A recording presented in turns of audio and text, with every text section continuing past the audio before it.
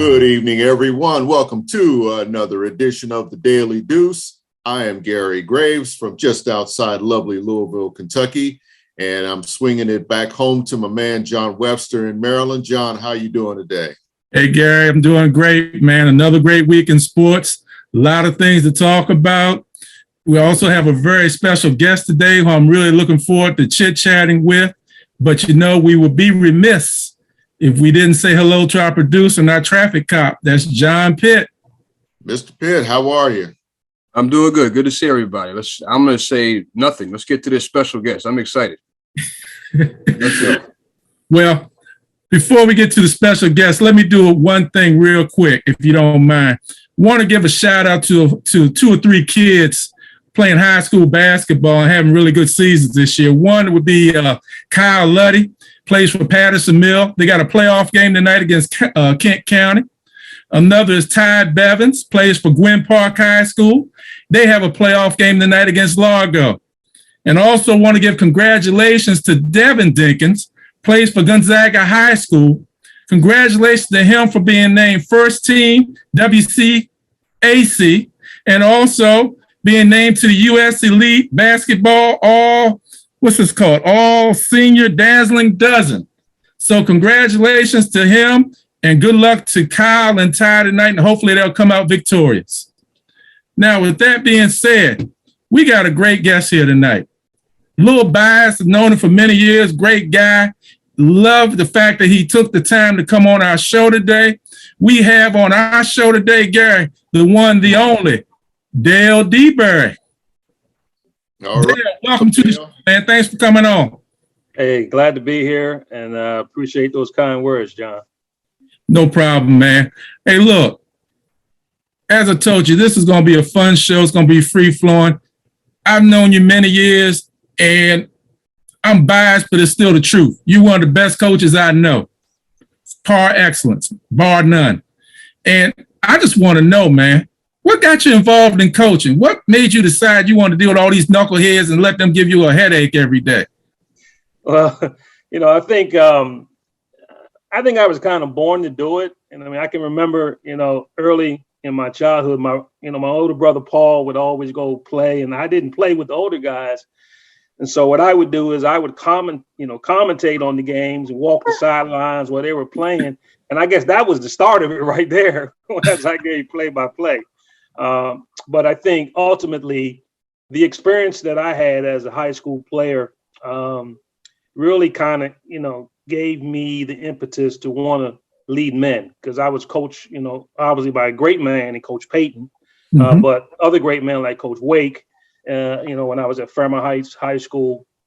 So I think that kind of gave me, the impetus to want to, do the same, because I saw the impact that those men had on my life.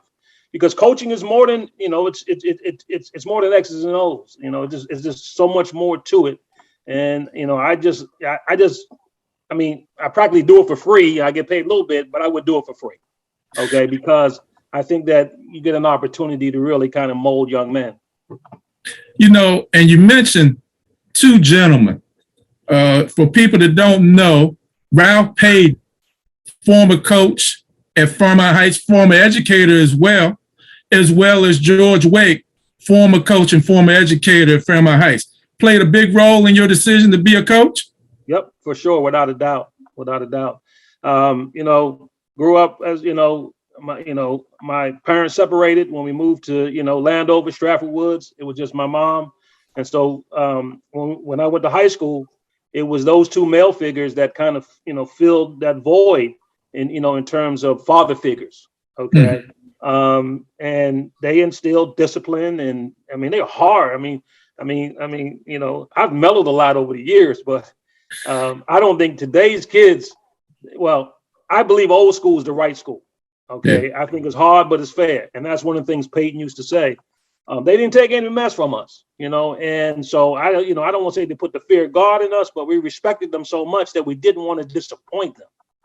Okay. Yeah. And I think a lot of that is lost today, in some aspects, but I kind of try to maintain that same kind of level of demands from the young men.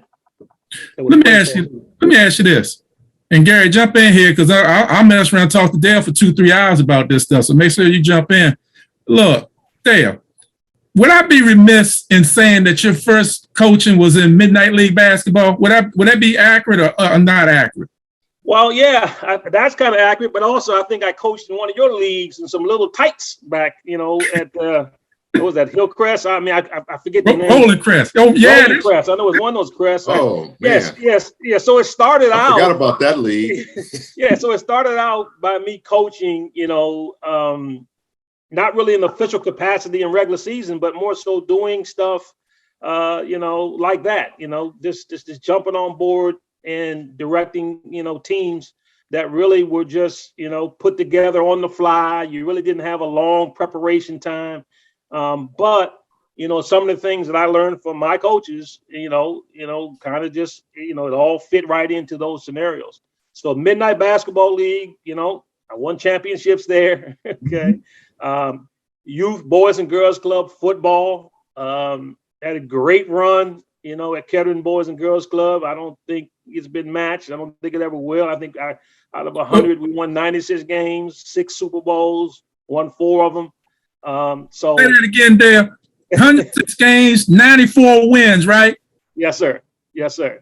Gary, did you hear that? 106 games, 94 wins, 7 to 8 championships.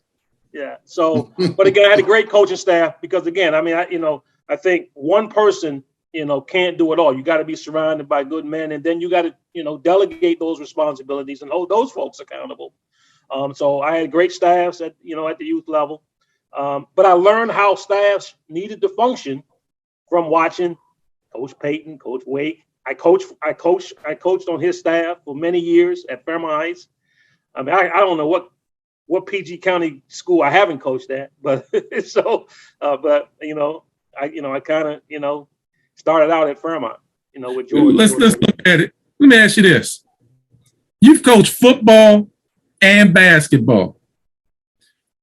Do you see similarities in your coaching style for those two sports? Do you do things similar for those, or are you coach? No. I mean, I do everything the same. If you ask anybody to play for me in either one of those sports, I am the same demanding guy because, and again, I think that you always start out tough as nails because you can always pull back. I don't get with these newfangled guys that want to be the player coach and start off and then get mad at them and try to do it differently, when it doesn't work. So discipline. Peyton used to always say you got to be disciplined, because that's going to really kind of, rule the day, and discipline is not necessarily everything that goes on the court or on the field. It's discipline when I don't see you. Okay. Same thing with my children. You hope and pray that the child you see is the same child when you don't see them. Because you can see that even when you're out in the street with young kids and what's coming out their mouth, how they're carrying themselves. I just grew up in the time that what the elders thought of you actually mattered. Yes. It really mattered. So, you kind of watched yourself, okay, because you always wanted to make sure that you didn't get labeled as being something that as unsavory or, disrespectful or anything of that nature. So the core principles are really just fundamental across the board. Well, my question is, I guess when you've been at it this long, and especially in two sports, when you were talking about, like, say that whole dynamic between coach and player, and having played myself, that we didn't want to disappoint the coaches, we didn't want to disappoint any of our elders, and I think that was one thing that we really respected about that. And I'm sure it's still there to an extent, but for you as a coach, I've been curious over these years how you've been able to navigate that whole dynamic between coach and parent or player parents, because in the age of AAU basketball and the way that it's, become almost it probably always has been something of a pipeline that, what you see from a player, but how do you reconcile that with what the parent expects of a player, their own child as a player? I knock on wood that over my 30 some odd years, I've had my parental run-ins, but they've been few and far. And the reason I think that is because of the level of communication that I do on the outset. I want to kind of say I kind of set the tone with the parents. Basically, this is how it's going to be here. Okay. Now, at each school, like when I was the freshman football coach at DeMatha, I'm now JV OC and I work with the varsity. When I was parents are coming from youth sports into high school. So you got to be mindful that not only you trying to educate the kid, you're also educating that parent, okay, who's coming from a dynamic in the Boys and Girls Club level where they had a platform, they had a voice, they paid their money, you know, and they can meet with the coach and they can place demands on the coach.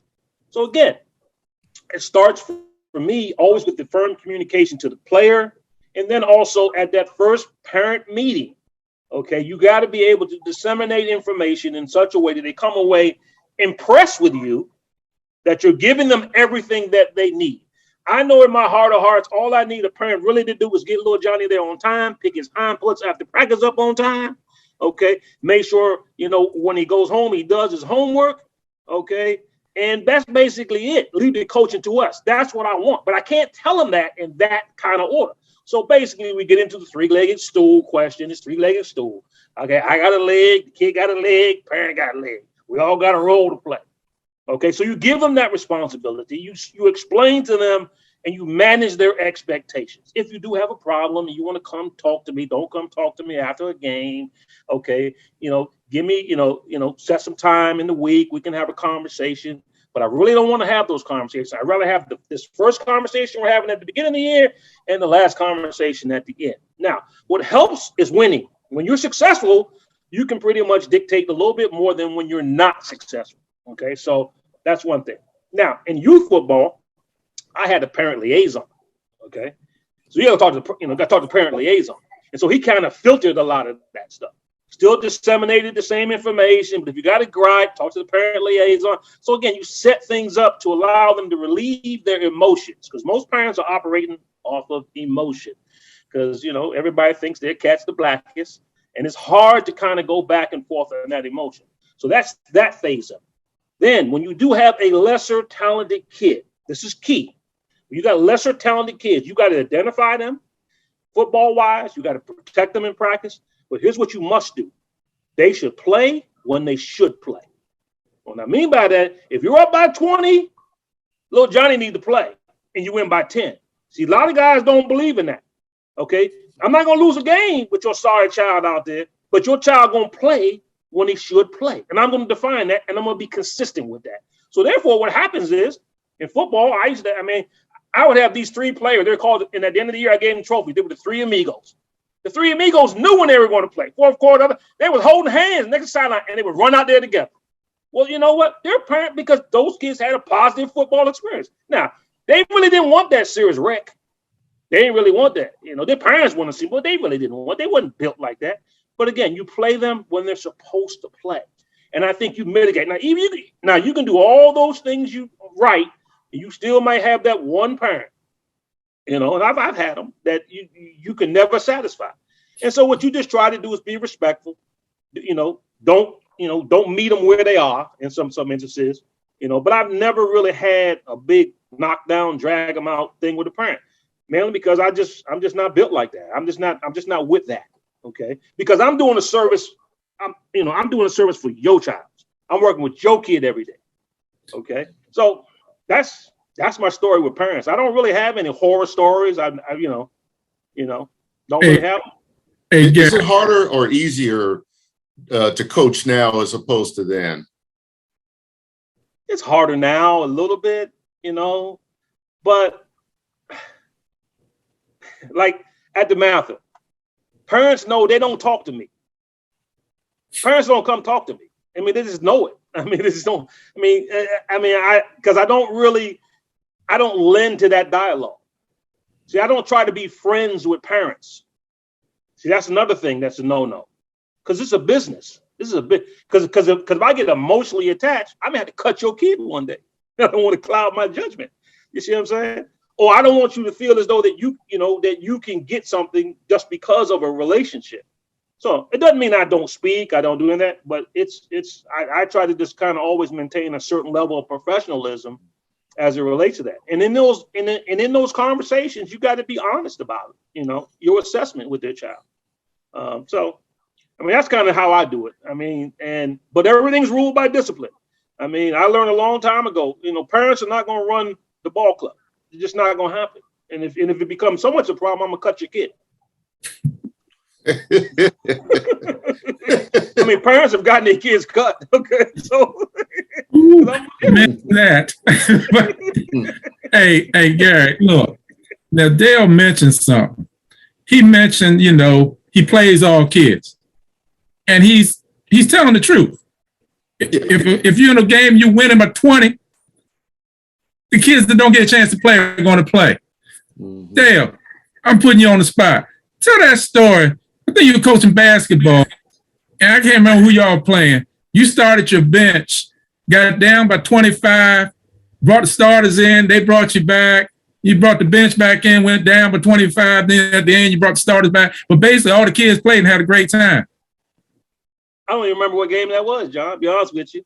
I don't remember that one exactly as you described it. I mean, that's a lot of comebacks, a lot of runs in that game. Is that basketball? I'm assuming. Basketball. Yeah.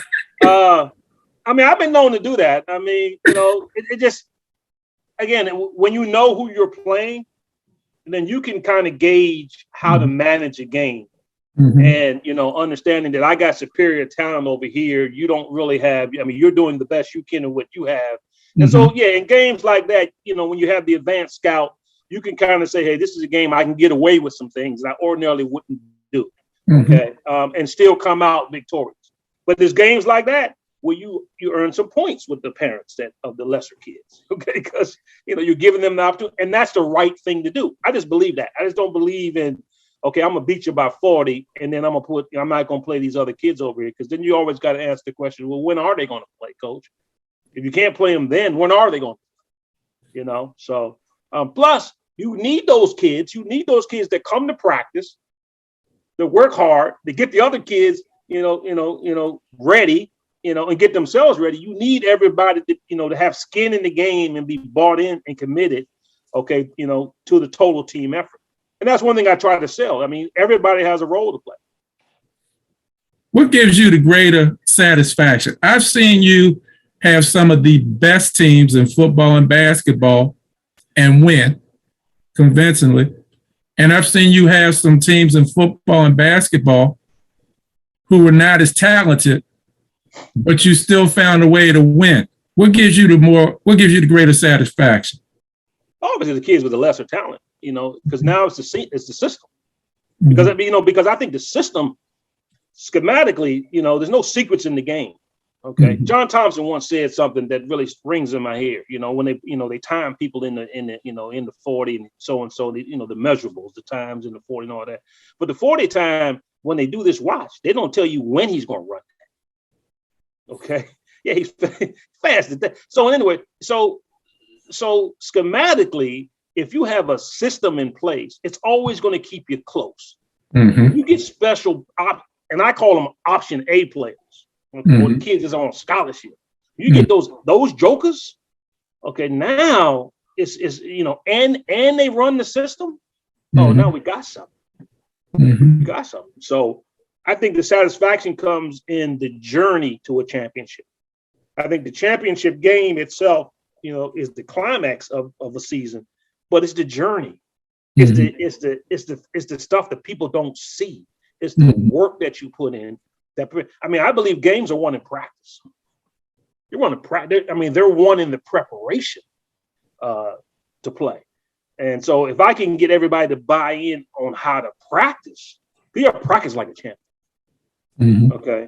And, so that's where my satisfaction comes, how I can get guys to, to buy into that aspect of it, to the hard work of it. Let me ask you this. And Gary, again, I'm talking too much, man. Jump in, cut me out of here. Oh no, I love when coaches talk because you get a greater insight into the culture. So yeah, I'm loving this. People, they see the end product there, they see you on Saturday or they see you on Friday or Tuesday, and they see what I call the end product. But they don't see some of the other things that go into getting to Friday and Saturday. Right. Share with us some of the things that are behind the scenes that you or other coaches have to make happen to get you to Friday and Saturday. Not just the X's and O's, but the other things. I mean, obviously, nutrition is important. Kind of educating the player on how to take care of their bodies. I think the proper rest is important. Kids think they're invincible. They can't connect the dots. Mm-hmm. That good 8 hours of sleep, or pays dividends in the morning for you, mm-hmm. And helps you propel you throughout, the next day. So that's that. So so we educate. We try to do a good job of educating kids on those kind of things. Now, I've been a head coach and an assistant coach. Okay, and those are two different things, two different chairs that you sit in. Okay, so I'm gonna put my assistant coach on now, because as an assistant coach, I mean, that's where I think a lot of times, I am in the background doing a lot of things that and I'm not mad. I don't want, because I think the credit goes to the head man, and that's and I have no problem with that. Okay, I have no problem with that at all. But the reality of it is that's a vital role in mm-hmm. terms of trying to facilitate, his mindset, him being the head coach. Okay, I coach the head coach sometimes. Especially game day, I got to coach the head coach. Okay. What do you mean, Dale? What do you mean? I'm the whisperer. Okay. Get that joke out of the game. Change your defense. But you do it in such a way, okay. But it's quiet. I mean, I've been with Lou Wilson 25, 28 years. I don't know how long. It's that quiet dialogue. It's that subtle it's almost like pillow talk. Not the kind of, it's that. That nobody knows but him and I mm-hmm. during the course of a ball game. Okay. But again, that happens even pre-practice. What are we going to work on today? Okay. Preparation, preparing for an opponent. So the time you spend scouting, trying to dissect, strengths and weaknesses of your opponent, what to take away. What are your strengths as a team? Okay. So yeah, I mean, so yeah, there's a lot that goes into the preparation, even all the way down to uniforms. What are we wearing? What do we have? How are we managing the uniforms? Okay. Because nowadays kids don't keep their stuff. They wear it for a game, they turn it in. Now they keep their practice gear, but managing because stuff disappears. So if you want to keep your set of uniforms, you got to hand them and get them back. Because, but it's just managing that aspect of it. Okay. Are the times Go ahead. Go ahead. Yeah, managing when they get out of school till 7 o'clock tip off. What are we doing in that window of time? Wow. I thought you were about to go there, but yeah. So managing that. Okay. Mm-hmm. All right. So we got pregame meal. Okay. We got pregame meal. We probably got some downtime. We got either we're going to load the bus or we're in the locker room. I mean, what are we doing? All that goes hand in hand with preparation.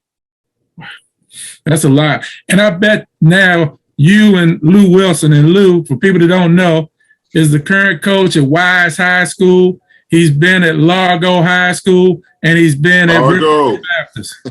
Yeah, Largo. And through all those journeys, guess who's been next to him, sitting on his left side on that bench? The guy we're talking to today has been making it happen. I bet you there's times, Dale, where all you and Lou have to do is catch a glimmer, a look at each other, and you all know what needs to happen next on that court. Yep. Yeah. That's a fair statement. I think we can look at it and get a feel for and anticipate what we both are going to say. We can finish each other's sentences. So, now I get on Lou's nerves. It ain't all peaches and cream. See, because a good, a good assistant coach is going to tell you some stuff you might not want to hear, and he might say it in such a way that it may get a little bit underneath your skin. But you're going to say it to when nobody else can hear it. No, nobody's gonna hear it. But whenever you see Lou walk down to the end of the bench, I done told him something that he just wanted to get away from. And how many laps has he made to the end of the bench there? I don't know. But he always come back. He always come back. And I tell him, I told you. That's my man. That's my man. You all, I call you all the dynamic duo. You've been together. You've done so many wonderful things together, coaching. And I enjoy seeing you all do the things that you do. But let me ask you this, and this may not be a fair question because you're still out there coaching, but are there some memorable moments or teams during your coaching career that you can share? Okay, and I know so you're many. still coaching, so it may not be a fair one because you may not want to put it out there yet, but at least I can do is ask. McDonald's Copper Classic probably was the highlight of my coaching career. Don't ask me no names who were there, but I was in Chicago. Lou was the head coach. I was the assistant. We coached the next, 15 pros on our team, and the other 15 were on the other team. I think that was the ultimate. I think who would have thought, a little kid from Stratford Woods would ever make it to, the Copper, not the Copper Classic, the McDonald's All-American game, okay, in Chicago. So I mean, that was and I've coached the Copper Classic with Lou. So in basketball, that was that. I mean, Steve Matthews and down at Gwen Park, we lost in the state championship with that. But it's my first year down there. I won my first 30 games at the JV level. So we're 20-0, and then the next 10, then we lost in the basement at Friendly because we couldn't play upstairs with a clock because they put us down in the basement. I ain't gonna say they cheated, but they would jumped around like they just won the Super Bowl. But that's where the 30-game streak ended. So, you remember that one, don't you? I remember that one. Yeah. So, but there's so many memories. I think the first Super Bowl at KLM Boys and Girls Club, we beat Chantilly out there in Chantilly. No KLM pound team had ever won the Super Bowl. It was an 85-pound team, first to ever do it.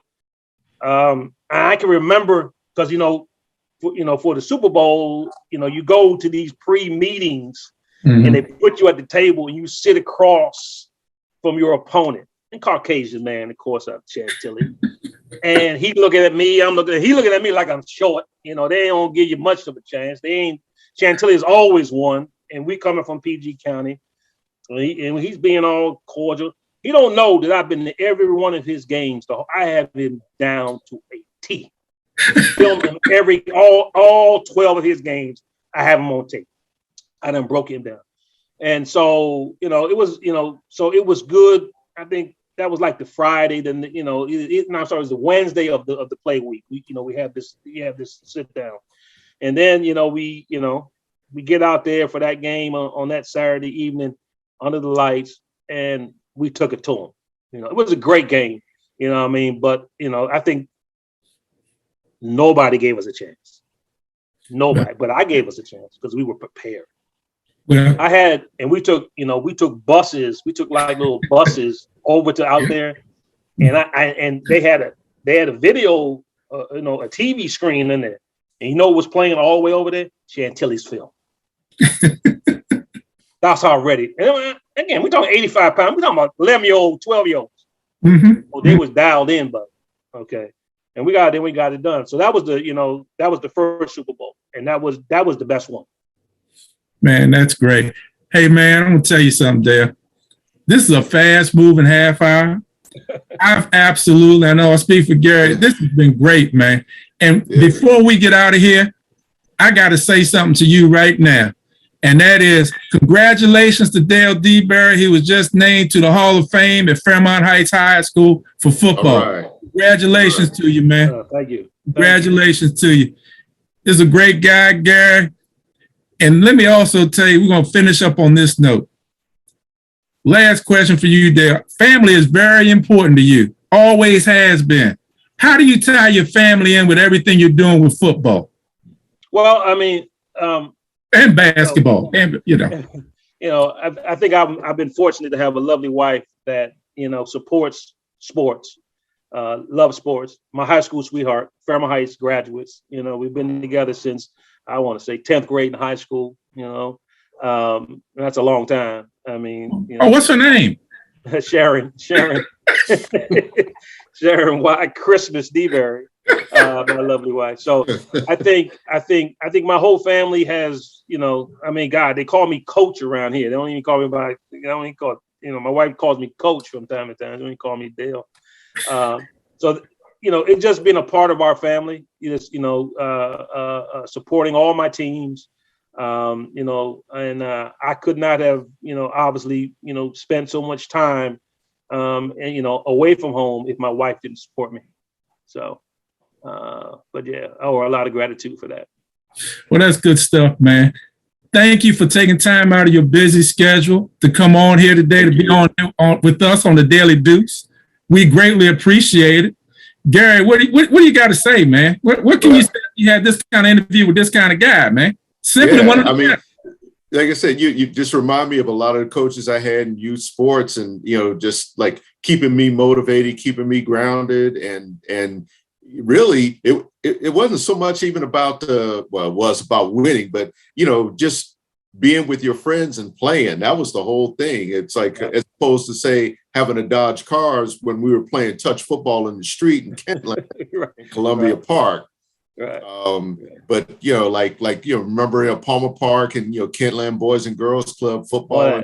It just kind of took me back to them old days. And John, just to tell you about how those old days were.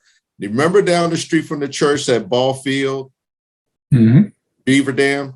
Yes.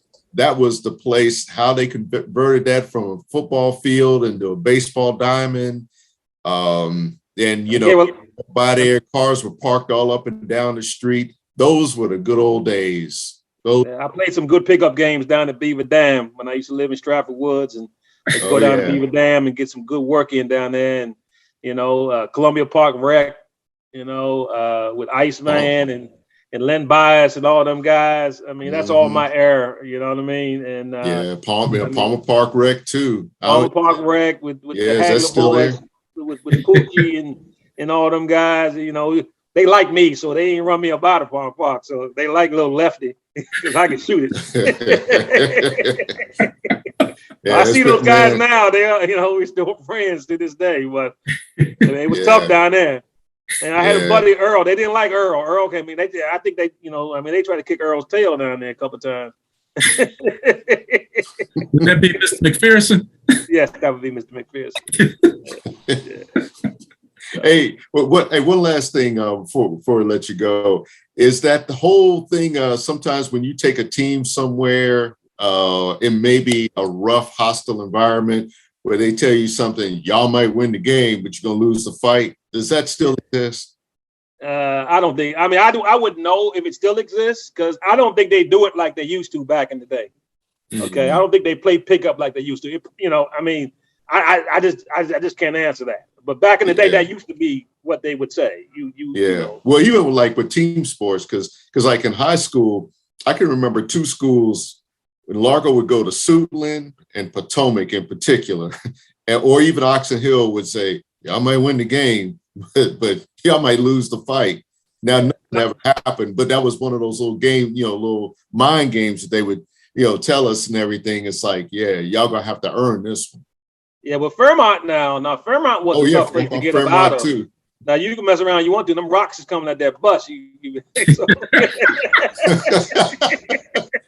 Hey, not to mention them rocks that was in the field. Right.